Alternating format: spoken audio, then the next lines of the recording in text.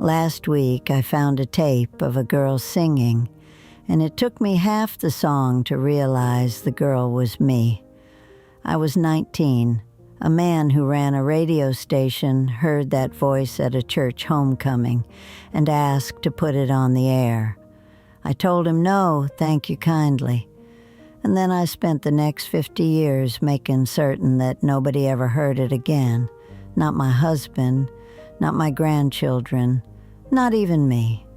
But stay with me to the end, because at 76, I finally did something about that silence at my own kitchen sink, and I have to tell you what it cracked open.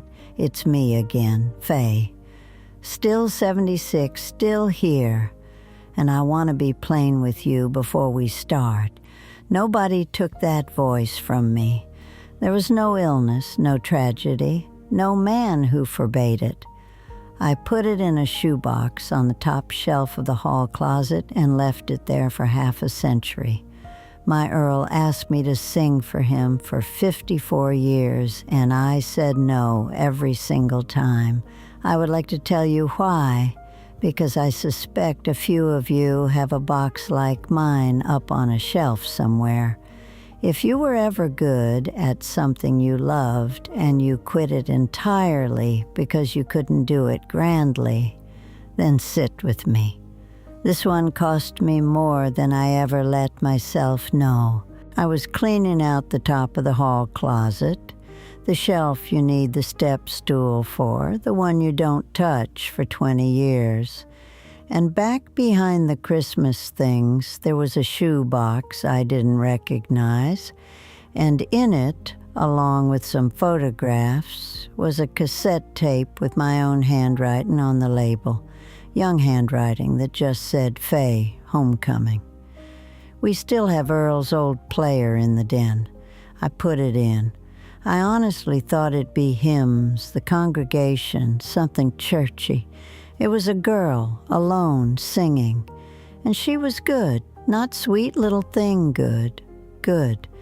A voice with some ache in it, some grown-up sorrow she hadn't even lived yet, reaching up into a note and just holding it there, sure as anything. And I stood in my den at 76 years old, and I thought, who is that? Who is that girl? It took the whole first verse before the truth of it landed on me and my knees went, and I had to sit down on the arm of Earl's recliner. That was me. That was me at 19, before I was anybody's wife or anybody's mother. That was the sound I used to make, back when I still made a sound. Here is the part I had spent 50 years not remembering. I could sing. Everybody knew it before I knew to be ashamed of it. I sang in church from the time I could stand on the pew, and at the homecoming the fall I was 19, I sang a solo, and afterward a man came up to me in the churchyard, a man who ran the little radio station over toward Knoxville, and he said he'd never heard anything like it, and would I come sing on the Saturday morning program. A real spot, my voice going out over the county every Saturday. And Earl, who was courting me then, Earl had borrowed a tape machine from his cousin and recorded me at that homecoming because he said he wanted to be able to hear me whenever he pleased. That's the tape. That's what was in the shoebox. At the very end of it, you can hear him, young, laughing, saying, "Lord, Faye, don't you ever stop. I want you to hold on to that." A man with a radio station asked for my voice, and the boy who loved me taped it so he'd never have to be without it. At 19, I was a girl the whole world was leaning in to hear. So you're waiting for the sad thing that happened. The station burned down, or my voice gave out, or Earl forbade it. None of that. Nothing happened to my voice. I happened to it. I said no to the radio man. I smiled and I said that was awful kind, but I had a wedding to plan and a house to keep, And a serious woman didn't go warbling on the radio like she thought she was something. I said it the way you decline a second piece of pie, polite, final, like it cost me nothing. And then over the years, I didn't just quit the radio, I quit the singing. Because every time a song rose up in me at the sink, it came with the whole ache of what I'd turned down. And it was easier, it was so much easier to keep the lid on it than to feel that. So I did, for 50 years. My Ruby caught me at it once, humming and then stopping myself dead. And she looked at me and she said, "A dream doesn't die when you set it down, Faye. It just waits, quiet, to see if you'll ever pick it back up." I told her to hush. She was right, of course. She always was. Here's the thing that tape taught me, standing there on Earl's recliner at 76. There's a world of difference between a dream that dies and a dream you bury alive. A dream that dies, you grieve it once, and it lets you go. A dream you bury alive keeps breathing under the floorboards your whole life, and you spend 50 years turning the radio up so you don't have to hear it. And I want to be plain about what I actually gave away, because it took me all this time to see it. I did not lose a career. Plenty of people don't get to be a singer, and that is just life, and it is not a tragedy. That is not what I mourned when I heard that tape. What I gave away was the singing itself, not the stage, the song, the plain joy of making that sound in my own kitchen, for nobody, for the sheer gladness of it. I threw the whole thing out because I couldn't have the big version of it, like a woman who won't eat a bite because she can't have the feast. I had a voice every day of my life. I just refused to use it because using it hurt. And now I can hear some of you. And I said every word of it to myself for 50 years. You're saying, "But Faye, everybody gives up their girlhood dreams. That's just growing up. You can't go chasing a singing career at 76, and it's a little vain and a little silly to sit and cry over a tape of what might have been. Be grateful for the good life you got. Don't be dramatic, and you are right about one half of it. I'm not telling you to go chase the career you didn't get. I made my peace with the radio station a long time ago, and I'd have been a fool to leave Earl and the children for a Saturday morning program. But hear the other half, because it is the half that cost me. Giving up the stage is just life. Giving up the singing, the small daily gladness of the thing you love, giving that up and calling it maturity, that is not growing up. That is going quiet. And a woman can go so quiet for so long that one day she doesn't recognize the sound of her own voice coming out of a box. I played that tape to the end 3 times before the worst of it reached me. It wasn't the singing, it was Earl's voice at the end.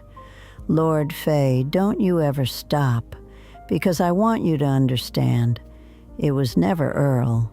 That man asked me to sing at every anniversary we ever had.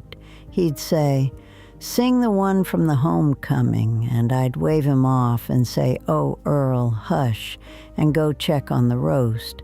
54 years he asked, and 54 years I said no. Not because he didn't want it, because I didn't want to feel it. And I sat there and I thought about my grandbabies. Mia is 15, and it hit me that not one of my grandchildren has ever heard me sing. Not once. They know I do hair.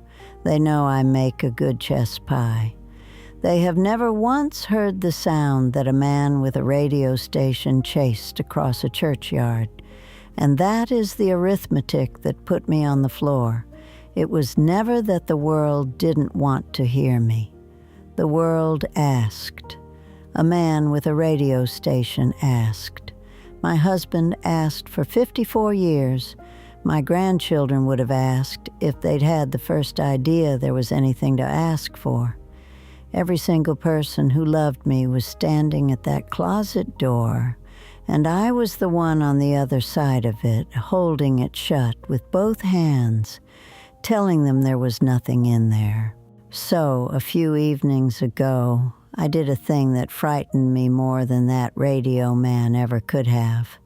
I waited till the house was quiet, and Earl was reading in the den, and I stood at my kitchen sink and I sang the song from the homecoming, all the way through, out loud. My voice is not what it was, Lord knows. It cracked in the high part, and I had to stop and start again. But I sang it in my own kitchen for the first time in 50 years, and I heard Earl's chair creak.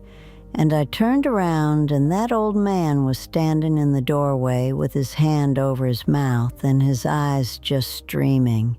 And he didn't say a word. He just nodded at me to keep going. So I did.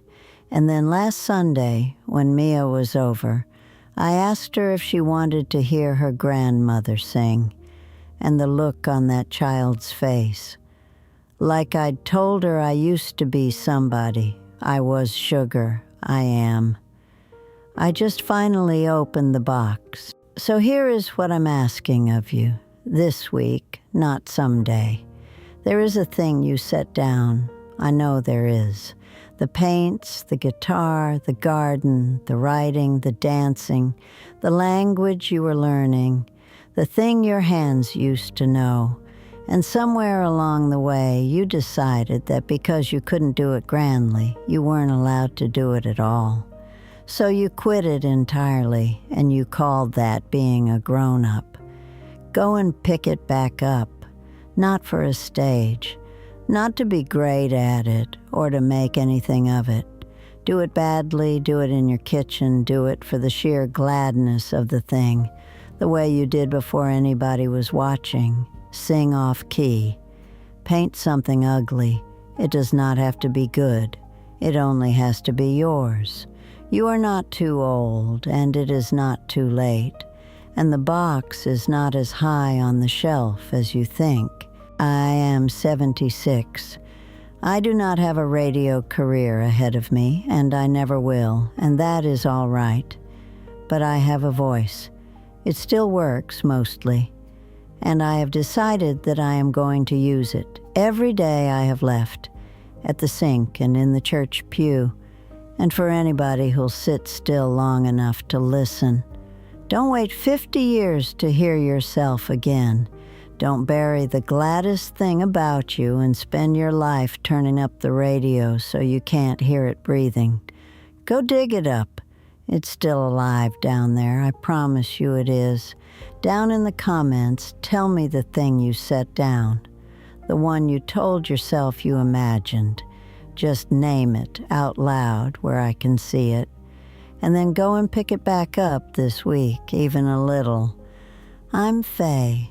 Thank you for letting me talk.